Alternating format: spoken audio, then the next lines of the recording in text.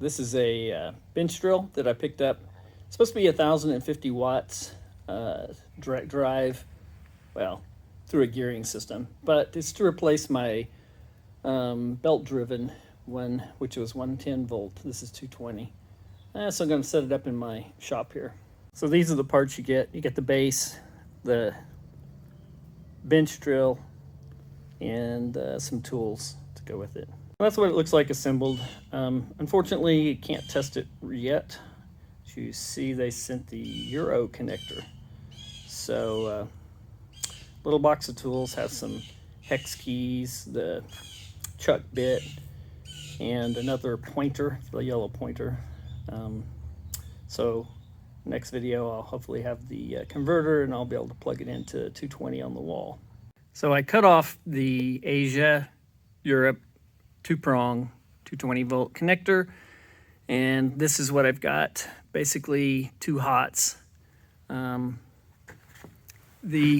took the cap off here, and looks like I can get access to where it goes into the drill up at the top, so I'm going to take that off. Right now I have this type connector. I think that's a 14-50p. This is obviously a way overkill. This is a 50 amp cable, but I only need red and black, and if I can get it, ground. I don't need the neutral. So I'm going to see if there's a ground spot I can get inside here. Don't really want to reuse this cable. I'd like to find one with a ground cable, and then I can use an external plug if I have to. So that's what I'm working on right now. So here's what I'm dealing with. I did ohm out those 2 wires that I just showed, and so nowhere on the metal do I get anything. So it is a doubly insulated. You can see it's all plastic. So that's why I can get away with just the 2 hots. But now I've got to figure out how I'm going to connect to that. I could potentially get just the ground, just for extra safety. I'll do a chassis ground perhaps off this. All right, so this is what it looks like. I went ahead and pulled this out. So the 2 conductor European Asian cable comes in like this and has a little connector and then goes over to a spade like this. So I think I'm going to take my new wire and splice it in and then use the ground to come over and ground the chassis.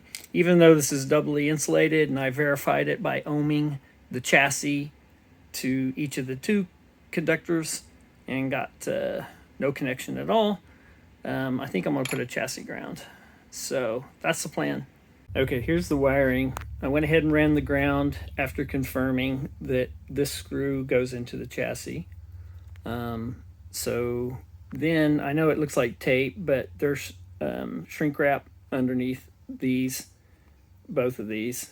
I put this just in case there was a breakdown, since it's kind of thin heat shrink. So gonna button her back up and we'll give it a test. Okay, it's all bundled up and I'm using 3 wires out of this. I pulled the neutral out and let's see if it works.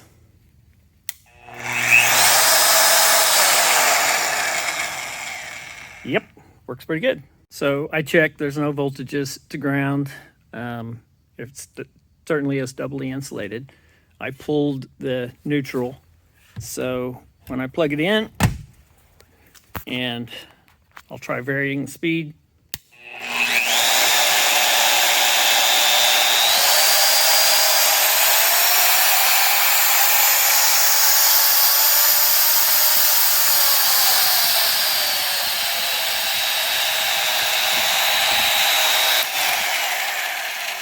Certainly gets up and goes with it. So that was from low to maximum.